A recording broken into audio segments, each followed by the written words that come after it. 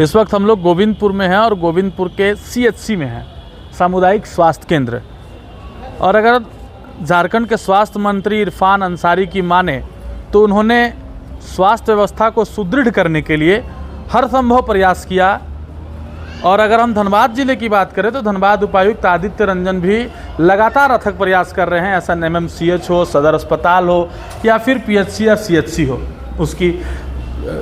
उसको सुदृढ़ करने को लेकर कई तरह से रोस्टर बनाए जा रहे हैं, अलग अलग प्रक्रियाएं की जा रही है, बैठक हो रहा है, बैठक की जा रही है वीडियो कॉन्फ्रेंसिंग के माध्यम से, और लगातार धनबाद के चिकित्सा व्यवस्था को सुदृढ़ करने की तैयारी की जा रही है और विकल्प निकाला जा रहा है। लेकिन इस वक्त हम गोविंदपुर के सामुदायिक स्वास्थ्य केंद्र में हैं, जहां OPD का समय खत्म होने के बाद IPD में डॉक्टर नदारद हैं।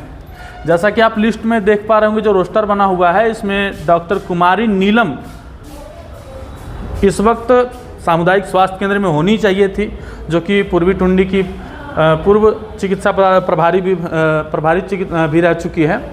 लेकिन इस वक्त आप देख पा रहे होंगे विजुअल के माध्यम से कि पूरे सामुदायिक स्वास्थ्य केंद्र में कोई भी चिकित्सक नहीं है।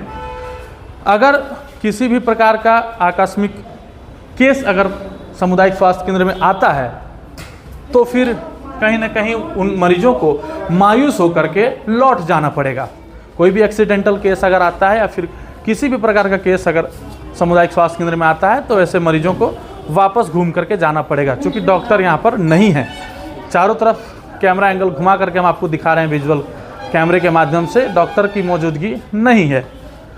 तो कहीं ना कहीं धनबाद उपायुक्त और जो स्वास्थ्य मंत्री हैं उनके लगातार दिए जा रहे निर्देश के बाद भी सामुदायिक स्वास्थ्य केंद्र की स्थिति जो है वो सुधरने का नाम नहीं ले रही है। दिक्कत ये है कि आमजनों को मालूम भी नहीं है कि ANM कौन है, GNM कौन है, नर्स कौन है, नर्सिंग स्टाफ कौन है और डॉक्टर कौन है।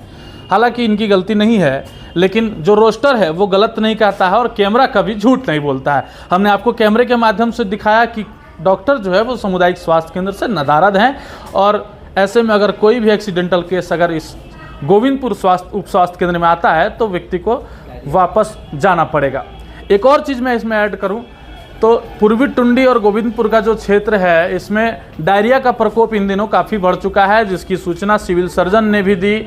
उपायुक्त भी इस पर लगातार काम कर रहे हैं और इसको कंट्रोल करने की बात कर रहे हैं। अभी कुछ दिन पहले राजगंज क्षेत्र भी जो है सिविल सर्जन आलोक सर जो है वो गए वहाँ पर स्थल का निरीक्षण किए और जो डायरिया पीड़ित लोग थे उनको प्राथमिक सुविधाएं उपलब्ध करवाएं और उनको दिशा निर्देश भी दिए कि कैसे आप डायरिया से बच सकते हैं। लेकिन ऐसे में गोविंदपुर का उप स्वास्थ्य केंद्र, गोविंदपुर का जो CHC है वहाँ डॉक्टर नहीं होना एक कहीं ना कहीं बहुत बड़ी लापरवाही को इंगित करता है। फिलहाल पूरे मामले में हम सिविल सर्जन और साथ ही जिला उपायुक्त से भी बात रखेंगे और जानने का प्रयास करेंगे कि आखिर क्यों समय पर डॉक्टर नदारद रहते हैं, और अगर डॉक्टर नदारद हैं तो उन पर कौन सी कार्रवाई होनी चाहिए, और जो मरीज वापस घूम करके जाते हैं उन्हें कैसे न्याय मिलेगा। मिलते हैं फिर किसी अन्य खबरों के साथ।